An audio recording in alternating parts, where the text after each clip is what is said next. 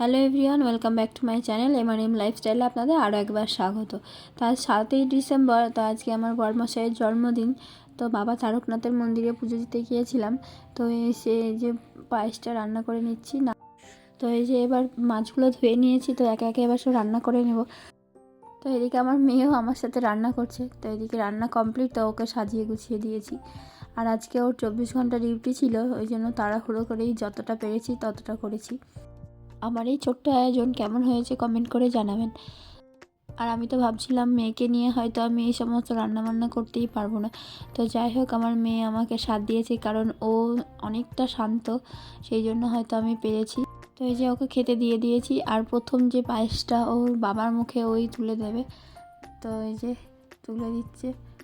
তো আমার মেয়ে তার বাবার প্রথম জন্মদিন দেখছে, তো ওই আগে পায়েসটা খাওয়াক। তো এই বছর আমার বরের জন্মদিনটা অনেক স্পেশাল, কারণ তার মেয়ে তাকে পায়েস খাওয়াচ্ছে।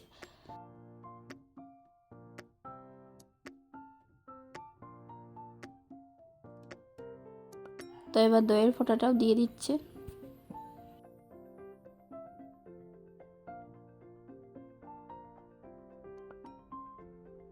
আর রাত্রিবেলায় এই যে কেক কাটিং হয়েছে, তো আমি ওকে বলেছিলাম যে আমি রেডি করে তোমায় ডাকবো। ও বললো ঠিক আছে তাহলে। তো এই যে এসে কেকটা কাটা হচ্ছে। আর রাতে ভিডিও করতে পারিনি, আমি রান্না করেছিলাম আজকে রাত্রিবেলায়, যেহেতু আমার আজকে আবার ষষ্ঠী ছিল। তো সেই জন্য পনিরের তরকারি, ছোলার ডাল আর লুচি করেছিলাম, আর সাথে মিষ্টি ছিল। আর প্রথম পায়েসটা যেহেতু মেয়ে ওর বাবাকে খাইয়েছে, তো আমি বললাম যে এইবারও নয় কেকটা প্রথম ওই খাওয়াক। তো ওই যে ওকে ধরিয়ে দিয়েছিলাম। ওর বাবা বলছে তুমি খাবে?